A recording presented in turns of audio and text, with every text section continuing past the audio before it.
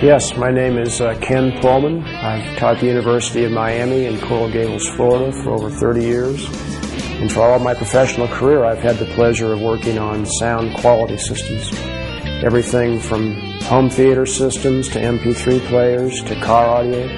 You name it, if it involves audio engineering and sound quality, that's been my business.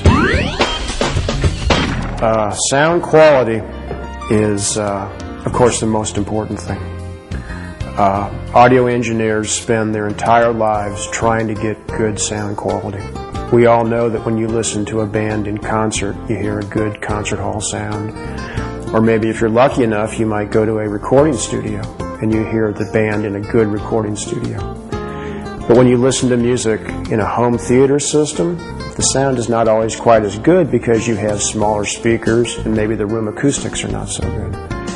And then, finally, when you listen to the same band on an MP3 player, you have very small earbuds that fit in the ears. And so that's a very big challenge to get good sound quality and to try to recreate the original sound of the band in the concert hall or in the recording studio.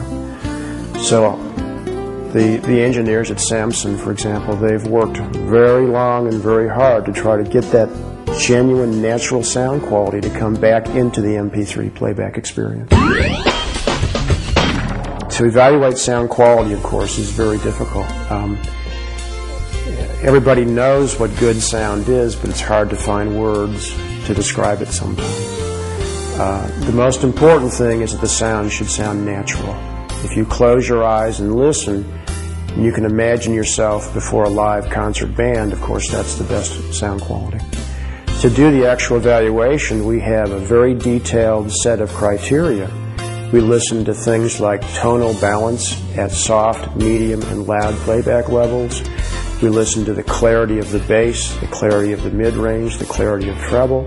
We listen to what's called imaging, which is the placement of instruments across the stereo panorama. We listen to sound stage, which is the breadth and depth of the sound itself. So from an engineering standpoint, we have this long checklist of items that we listen to very carefully on many different types of music, and we evaluate how good is the sound quality for all these different criteria.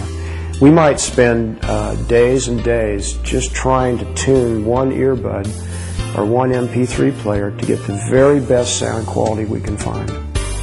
And it's a blend of engineering, but it's also a blend of music and the artistry of music playback. It's a very interesting engineering problem.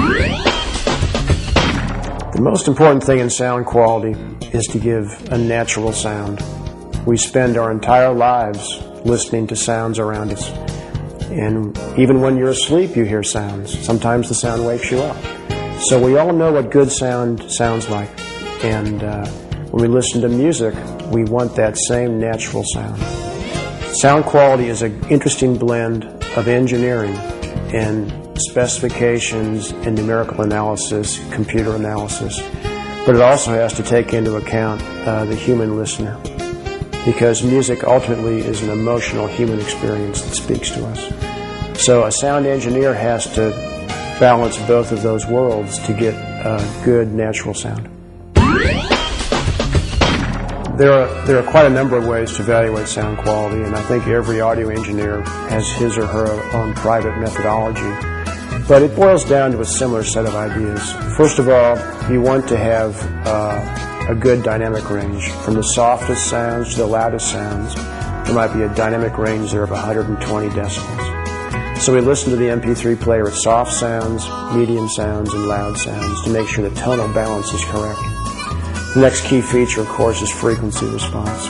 The human ear can hear roughly between 20 hertz and 20,000 hertz. And so we listen for bass response, maybe 20 hertz to 200 or 300 hertz, mid-range from maybe 300 hertz to maybe 3,000 hertz, and then treble from 3,000 hertz to 20,000 hertz.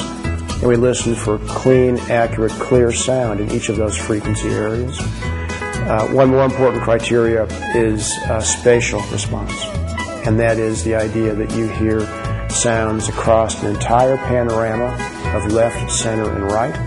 And you also hear sound stage, which is the idea that the sound, some sounds are close, some sounds are far, some sounds are very far away. the idea of this cloud of sound around you. You know, some people listen to a playback system and they like the sound, but it might have a real boomy bass sound or a very bright, high-frequency treble sound. And at first they might say, oh, it sounds really good. But as they listen to it more and more, they begin to not like the sound so much. And we call that listener fatigue, where what you thought was good sound turns out to be not so good. So the more sophisticated listener who really understands music, that listener listens for a good, accurate sound quality that sounds natural and realistic. And that's a very hard thing for any playback system to provide. Most audio players, the sound quality is okay, but it's not high fidelity sound quality. And one of the real dangers, I think, is that while MP3 players are wonderful technology, you have to be very careful to make sure the sound quality remains intact. Because, let's face it, these are low-cost players. This player and this earbud doesn't cost $5,000 or $10,000 or $100,000. That's the cost it takes in a recording studio to provide top sound quality. This is a low-cost technology, so you have to be very good engineer to get really good sound out of this. And that's very hard to do. Some companies can do it, some companies can't do it. Evaluating sound quality is something that anybody can do. And I have a lot of respect for people that are kind of amateur sound engineers, because that shows a real keen interest in sound quality and music, and that's very good for everybody.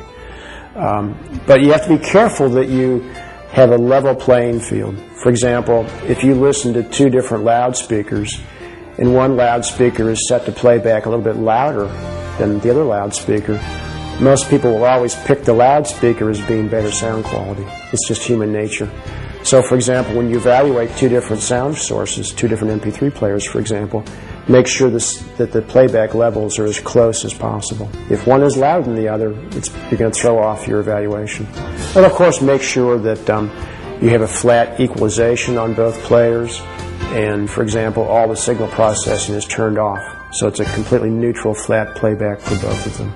If you have bass boost turned on in one player, not in the other, that's going to influence your results.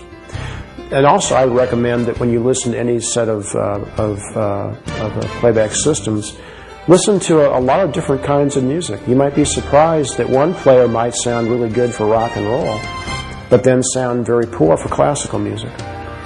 And then finally, it's very important to listen to music that you really know what it sounds like.